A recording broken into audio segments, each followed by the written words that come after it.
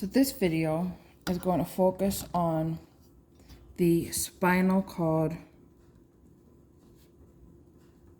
tracts, the three main ones. So the three that we're going to cover are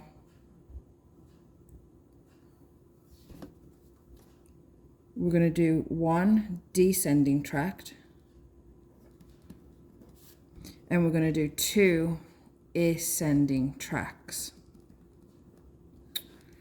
And when we talk about these, we think of descending as motor, and we think of ascending as sensory. So our major motor tract is the corticospinal tract. And if we have a lesion of this, we're going to get contralateral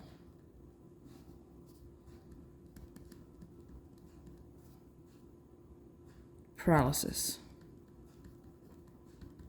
And because this is an upper motor neuron, it'll be spastic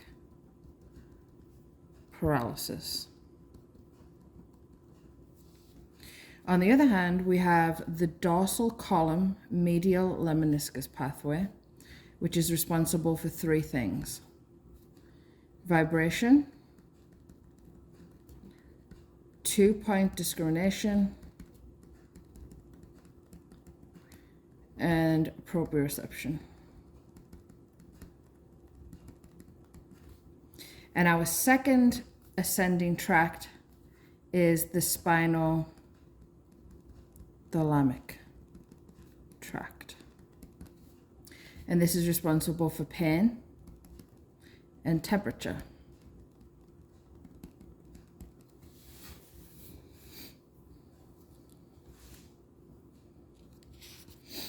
Now we're going to look at the spinal cord here for a second.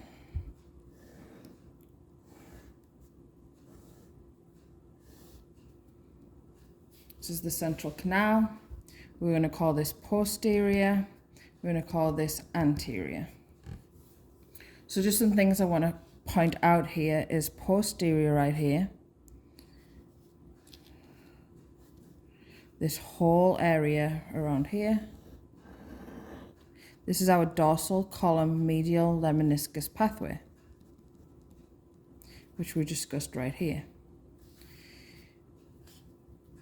This here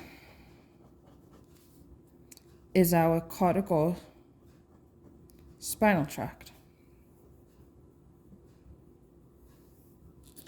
And then here we have our spinothalamic tract. Some other things that we don't really need for this video, but we'll touch on later. The anterior horn is our lower motor neuron. From here, the nerve will go out to the muscles at that level and innervate them. A lesion here would cause flaccid paralysis versus what we said about the corticospinal tract. A lesion here would cause spastic paralysis. So now let's get into the tracts. So right here we have the cortex, we have the brainstem,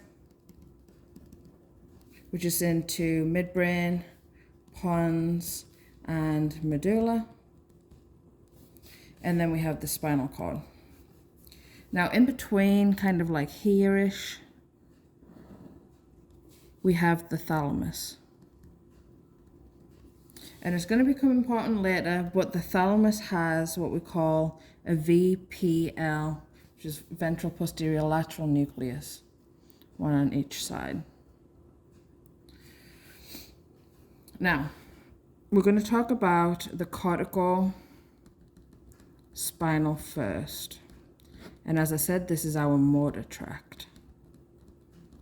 And if lesioned, will cause spastic paralysis. Now, because this is a motor tract, we're going to pretend this is the frontal lobe. And then behind it we have parietal.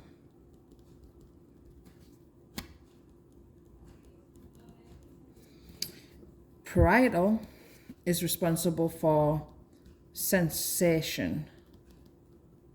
So this is the primary sensory area.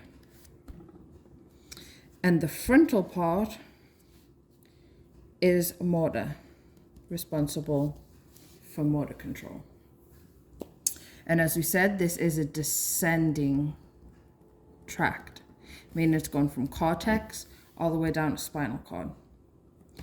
So, because this is motor, we're going to start in the frontal cortex in what's known as the precentral gyrus. And we're going to call this here the central gyrus, which is in between the frontal and the parietal lobe. So corticospinal, we're going to start right here.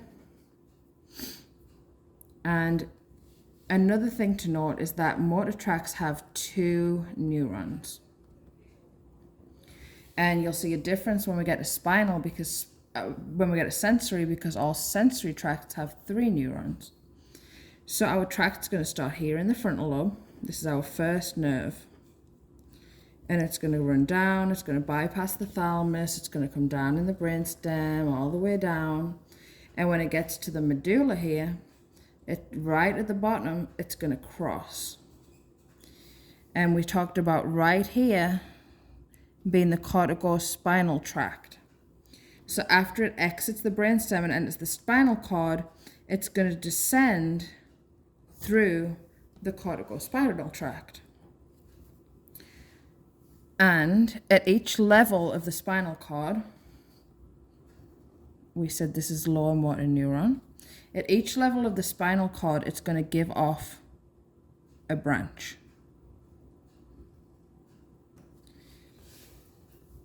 And then our second, so say we have our leg out here. It's not a very good leg. This is our leg. And this just happens to be the area of the spinal cord that innervates a portion of the muscle in our leg.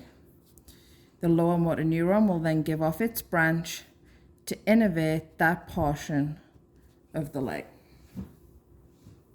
Now, the lesion, so this is our right side and this is our left side. Our neuron came from the right side of the brain. So no matter where this tract is lesioned, it's always going to affect the opposite leg. So the right side, or the opposite muscle that's being innervated. So the right side will innervate the left side. Right side of the brain, left side of the body. But we call it different things. So if we have a tract and it's lesioned right here, it's still going to affect our left side of the body. However, because it's lesioned on the right side, we're going to call this contralateral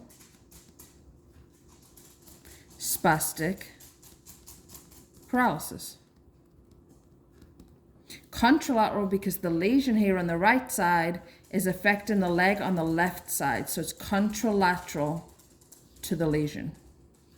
However, it crosses in the medulla, and then if we have a lesion here or in the tract right here, it'll still cause problems on this side because it's still coming from this side of the brain. Right always causes left.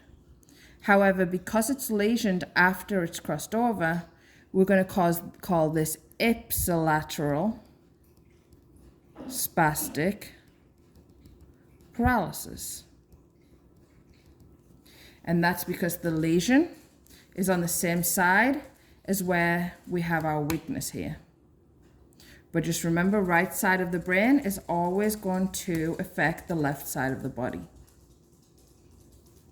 So that's corticospinal tract. So now we're going to talk about the dorsal column medial lemniscus pathway, which I discussed was at the posterior portion of the spinal cord right here.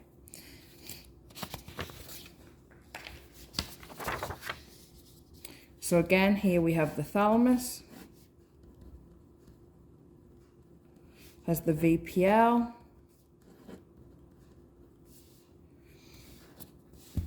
we have the cortex with the frontal, which is motor,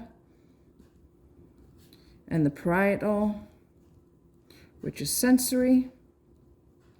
This is the cortex, the brainstem, made up of midbrain, pons, and medulla. And then we have the spinal cord. So, sensory pathways have 3 neurons. And it's going up towards the brain from the spinal cord. So it goes spinal cord to brain. So, let's start. So let's say we have a hand out here. This is a hand. It doesn't look like one, but it is. And I pick up a vibrating tuning fork. And my hand can feel that. But my brain needs to know I can feel that in order to process it. So the sensation is going to go through the dorsal root ganglion into, this is the first neuron, into the posterior horn of the spinal cord and into the dorsal column on the same side.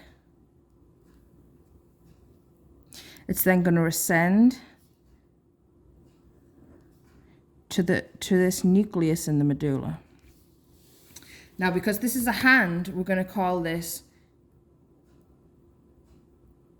fasciculus cuneatus,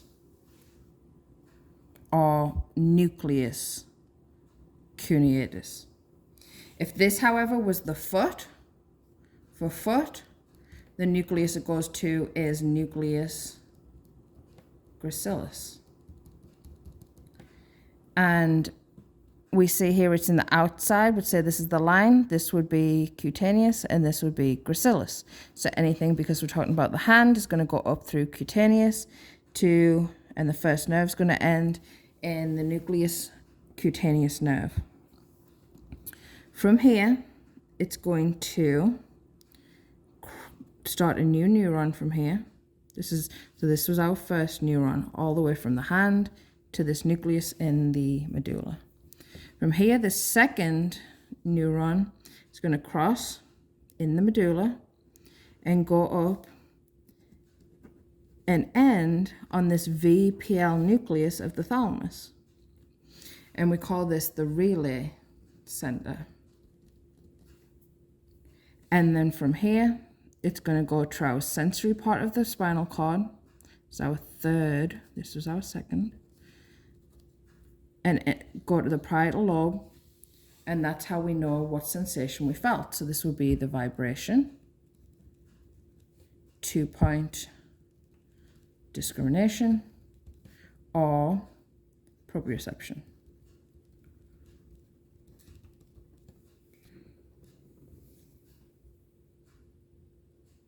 And therefore, if you have a lesion in this pathway, you lose these sensations. So this is 1, 2, 3. 3 neurons for sensory. When we did corticospinal, there was only 2 neurons. So finally, we're going to do our spinothalamic tract, which we said was for pain and temperature. Now, so let's label this again. We have frontal, and repetition's always good. We have parietal. We said this was motor. This was sensory. This here is the cortex. We're going to draw in the thalamus with the VPL on each side.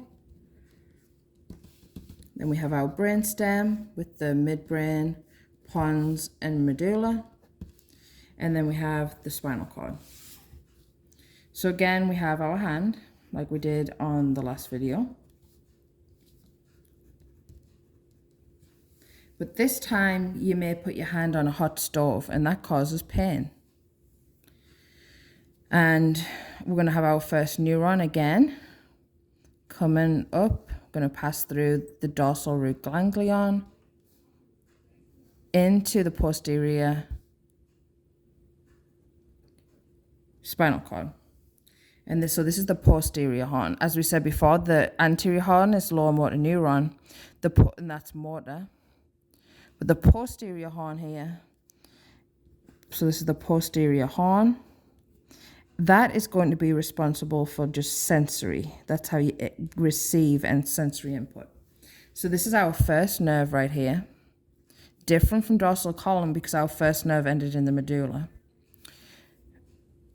And from here, it's going to go down into this white matter right here and go over to the tract we talked about. This is all still the second nerve, so this is all second. It's going to get in the tract and it's going to ascend the spinal cord. And it's going to go straight through the brainstem to VPL, just like dorsal column did to VPL. So this is spinothalamic tract. So this is still our second neuron. And from there, pain is a sensory modality. So we're going to go to the parietal portion of the cortex responsible for the hand. And that's how we're going to perceive the pain we felt. Now there's a disease called syringomyelia. And it's pretty much called when the cord right here, this is where the spinal cord's running through. It causes a compression here as it expands. And as you can see, this is blocking the spinal thalamic tract from both sides. It's blocking the one coming in and it's blocking it coming out. And therefore, when we have syringomyelia or central cord syndrome,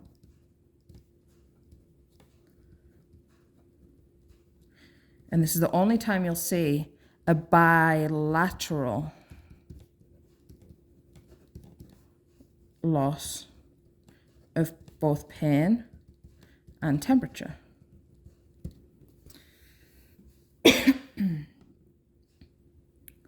And then the other case is just like before, depending on where the lesion is, it's always going to be opposite to wherever it is in the brain. So we covered the 3 tracts. Let's just quickly review. We talked about the corticospinal tract, which was our descendant tract that had the 2 neurons that crossed in the medulla, entered the spinal cord, gave off neurons to the lower motor neuron that then went to the muscles. And then we talked about the 2 ascending tracts, which was the dorsal column medial meniscus, as well as the spinothalamic tract, responsible for these modalities here. And we talked about the difference between them and where their neurons innervate. And then we also discussed something associated with the spinothalamic tract, which is syringomyelia. Now, just real quick, we talk about corticospinal tract. We also want to be thinking about maybe ALS if it's combined also with lower motor neuron. And then dorsal column medial meniscus, something we should think about is subacute combined degeneration. And tabes dorsalis, which is tertiary syphilis. But I will discuss all of these different lesions in another video next week. I just want to give a shout out to Carla Bouza, who got me this amazing phone stand to make my videos better. And I hope you enjoyed the video. New one coming next week. Thank you.